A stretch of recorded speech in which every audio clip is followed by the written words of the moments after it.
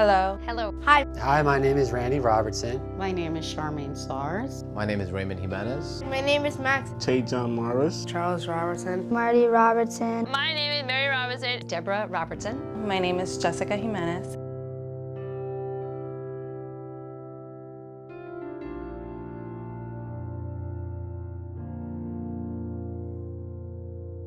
Well, my day like any other kid day. Like we wake up, we brush our teeth, we eat, and just relax. It started probably around, say about 14 months, because that's the time you expect a child to at least starting to say at least one word or two. And he wasn't saying like anything. And then around probably 16 or 17, it was just one word or a lot of gestures, pointing, mostly pointing to things, not saying anything. So then probably around 19 months, we did evaluations. We actually had to fight for him to be placed in an appropriate setting. You go in front of the committee, they decide whatever, in 60 days they're supposed to find you placement. They couldn't find him placement, so that left me to go find him placement. I am proactive. I go out to the community. I get what's needed for Tajon from my community and whatever sources that I can get it from. I have seen him grown from where he was to where he is, and we are preparing him for the outside world and to be a constructive person of, society. Yeah, I remember taking him to parks, whether it be Coney Island or Great Adventure or whatever. He wouldn't get off the rides. He would not get off the rides. He would be there on and on, first, second, third, fourth. He would not, and getting him off, yes, and people would stare, and it would be a nightmare. Well, I don't really have any friends. I just have like classmates I hang out with or talk with. To make friends, it's not easy for him, so he really doesn't have friends, but he has lots of family. So wherever we do, he does. Tajon can handle some tasks independently. At home, I make him do chores. I make him do things because I want him to become independent. But when it comes to going outside alone, we're not there yet. I think it was 2013. They had passed around this little brochure in Brooklyn Blue Feather about these classes about golf. And I had tried just about everything with Tajon and wasn't getting him to do any of them, whether it be basketball, football, soccer. We had tried so many things. So when I heard about BGAGA, I said, fine, let's go see what it's about. And we did one Saturday morning. I learned how to golf much better than before. Mr. Lightfoot very welcome in. Took Tajon out there the first time. Tajon was a little hesitant, yes. But I really liked it. Tajon loved it. Had a great time. I think a lot of kids would like playing golf with Charles. Tajon did progress. For one thing, he liked going there. And we couldn't get him to actually like going anywhere. Not only that, he actually made friends. There were a couple of the kids from his school that were there. So he knew those kids. So it was like easy for him to like socialize and have fun and, get along with all the other kids there. What is your favorite thing to do? To play golf. He's 16, so I am now allowing him to, like yesterday, he went and got a haircut. By himself and came back. By himself. You guys should try going to the place. Okay, we'll learn a lot of interesting things about golf. But that. Thank you. Come here. Okay. You did great. You did great.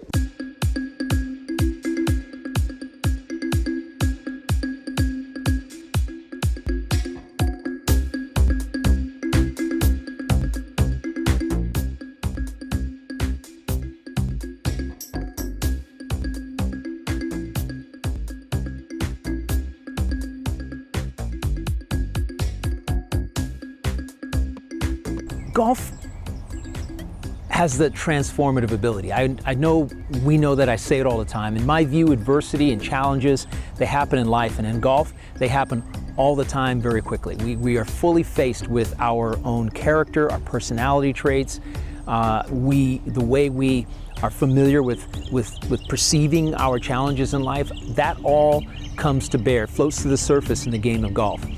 When it comes to teaching, the challenge of teaching autistic children the game of golf, children who are experiencing adversity in a form that I can't fathom and many people cannot fathom.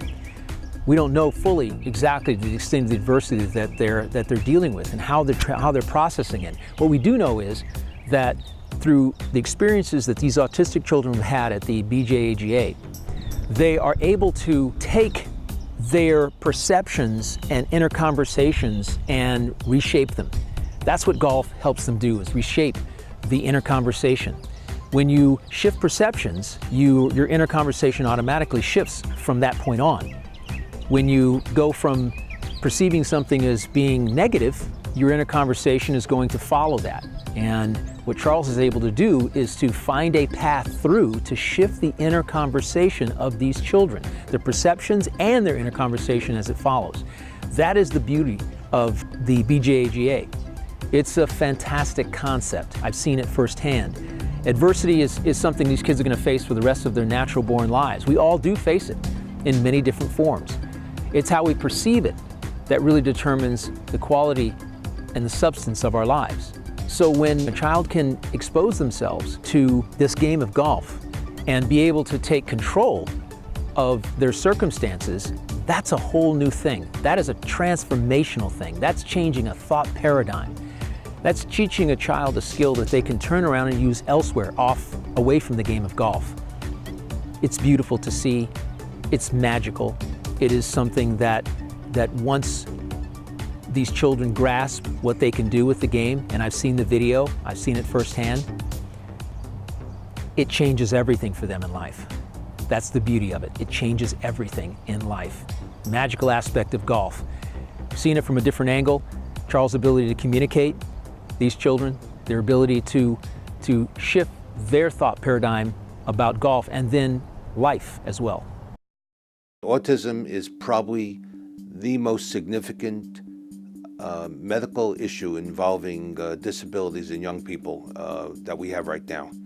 Autism has affected tens of thousands, millions of young people, and our society has not yet fully come to grips with how to deal with autism. The biggest problem is that autism comes in so many different varieties. One of the most effective things that has been done with autism is, particularly those children who are not verbal, is to provide programs that allow them in their own way to connect with either programs or animals.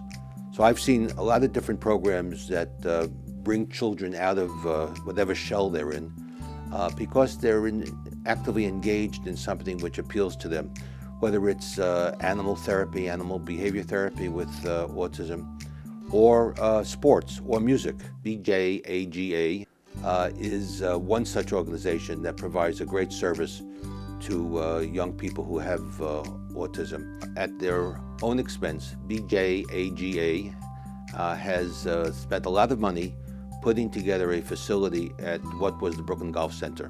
And it is my understanding that the Brooklyn Golf Center did not renew their lease with National Park Service. And in so doing, basically they're not providing a space for the Golf Association. As a result, we have to find a way to get National Park Service to allow them to use the facility which they paid for and created without an overall landlord.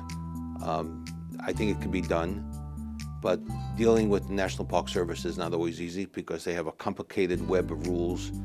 Some of them come from Washington, and I hope I can make some changes in whatever policy they have. But can't do this by myself. I need to have the cooperation and strategic partnerships with other elected officials in urging National Park Service to help. It's an important effort and important organization, and we should be able to provide the facilities that they need. At the end of the day, what we're trying to do is make sure that everybody can live up to whatever it is their potential.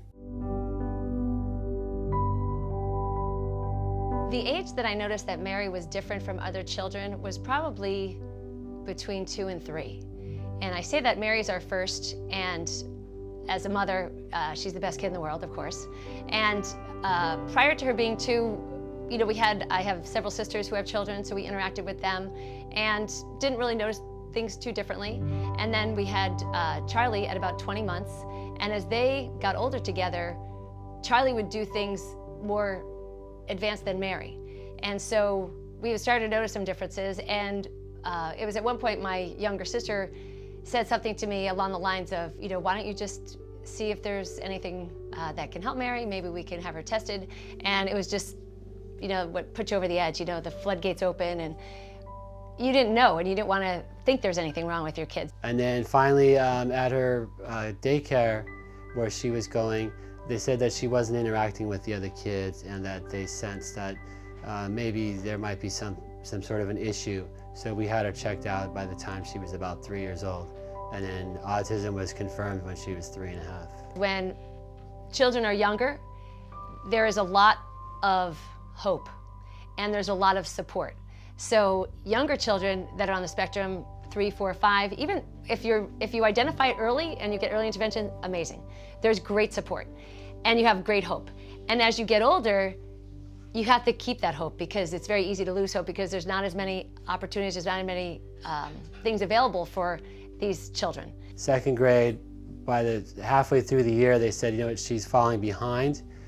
She needs much more focus on her to keep her focused on the work and making sure that she's progressing. So what they did was they recommended that she switch to something in New York City. It's called District 75, and that's completely special needs children.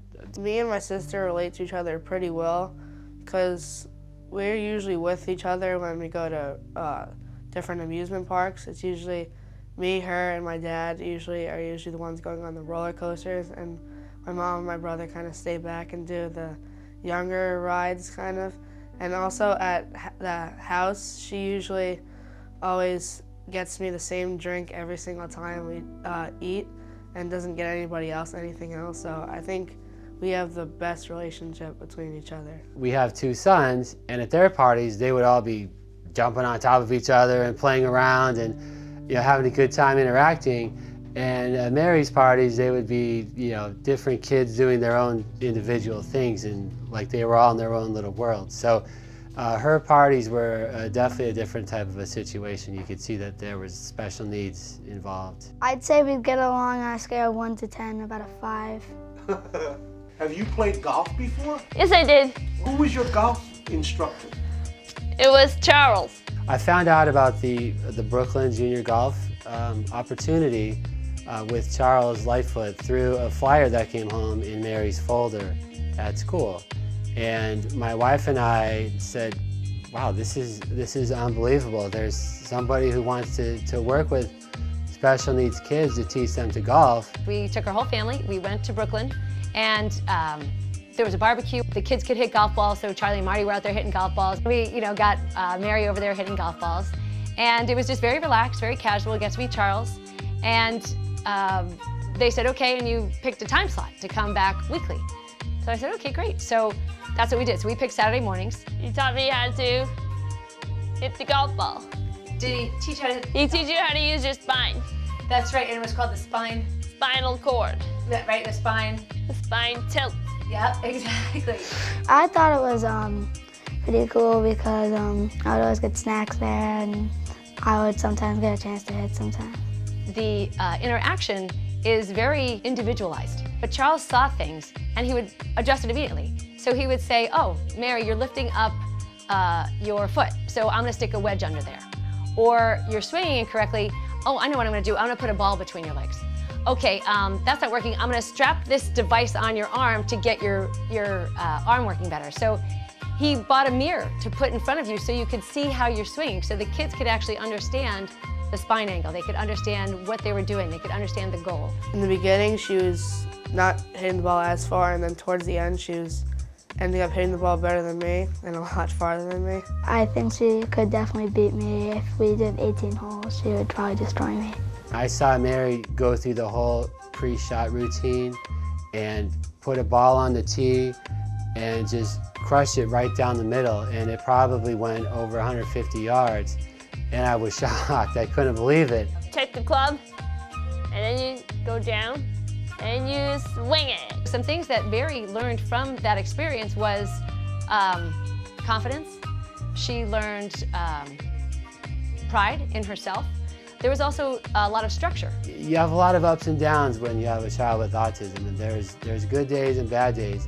And to be able to go out on the driving range and most likely ultimately onto a golf course at Sunday, but just to go out on that driving range and see your daughter hitting golf balls and enjoying it and having an athletic experience. One of the things that she's working on now is computer coding. My hope now is for Mary to be a contributing member of society, for Mary to do something that she loves and to be happy every day. And I look at Mary every day and she's happy.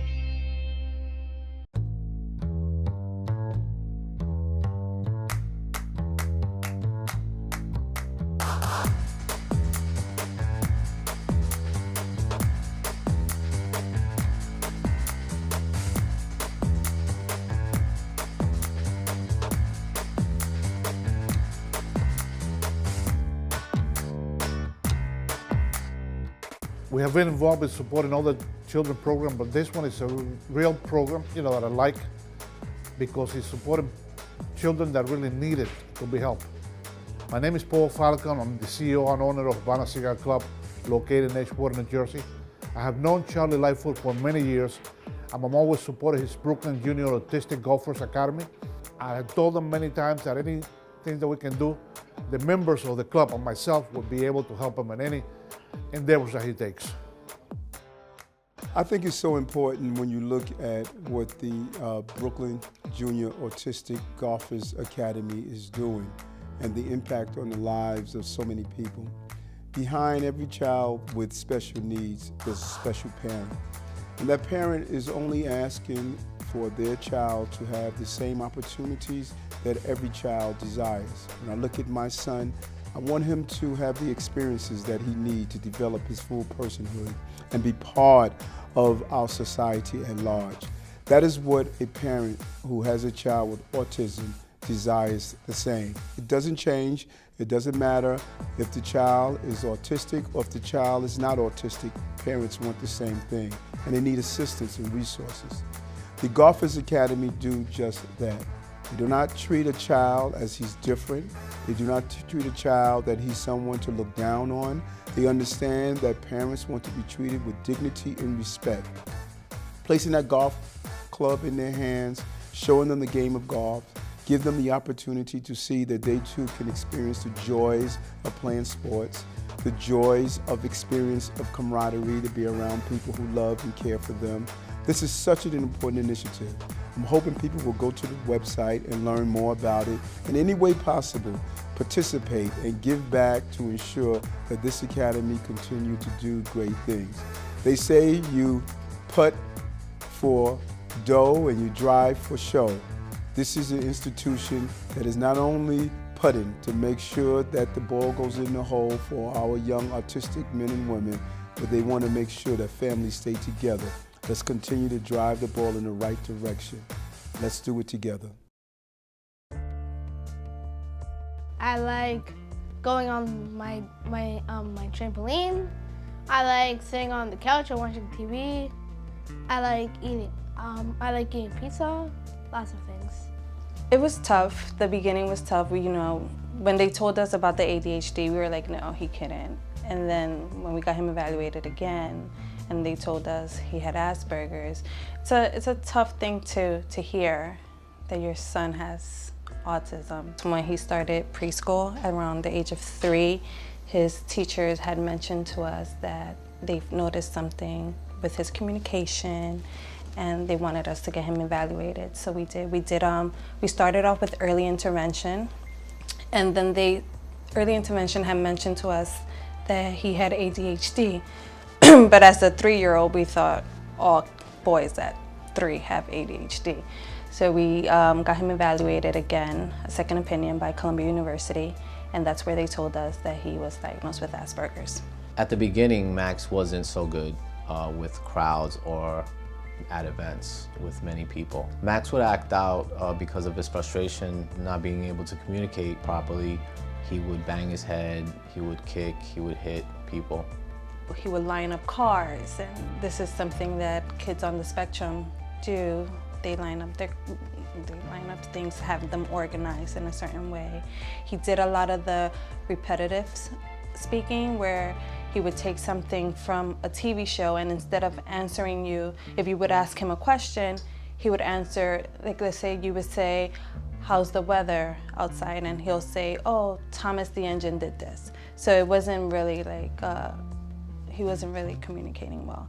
In the past, we wouldn't take Max to movie theaters or to shows because he would act out. It was tough in the beginning, and you know, we went through a lot of denial at first, but then, you know, we got through it, we worked it out. My favorite subjects in school are science. Yeah, like we do the top spinning thing. Top spinning thing? Yeah, like with the red shaft disc and the little yellow shaft disc. We try and test it out, and we count like this: 1, 1,000, 2, 1,000, yeah. In a structured environment, he does well. When it's non-structured, like lunch or recess, and he gets to run around, that's where it gets a little tough. I've been golfing for 3 years. I first heard of BJ AGA from a good friend at Le Mans Prep. He told me that Charles was great with children on the spectrum, and that the program was tailor-fit for people on the for children on the spectrum. I like my golfing coach. He's like teaching me about golf, everything. He's like famous as me. I think it's a great opportunity. I think it's a one-of-a-kind program because you don't really see the game of golf being introduced to children on the spectrum. And I think it's important that the game of golf is inclusive. I like Charles a lot. He means a lot to me at golf. And I like his cooking, everything. He cooks hot dogs, burgers. He also gives me goldfish sometimes at golf. BJ AGA has had a great impact on Max. It has brought out a competitive side of him. He communicates well when he's playing golf with other players. He actually asks a lot of questions, and he does show what he knows that Charles has shown him. He taught me how to pass the cone and warm up with like this orange tap thing. I hit the ball really far, and then it was so awesome. Yeah, dad's friends like gasp, like yeah. You're really good at it? Really good. Charles asked us to go up, and well, he really asked me to go up and speak on behalf of the organization, and it was incredible. Max came up after Charles called him, and he asked him, you know, what is it, you know, what do you want to say to the crowd? And he said, he looked back and he said, you know, that he really loves the game of golf, and you know, he loves me.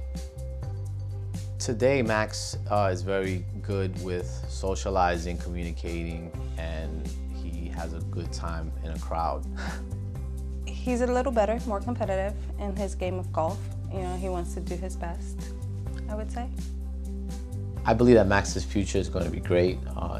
We caught it early on, got him the support structure that he needed to succeed at school, socializing, and just being a part of his community.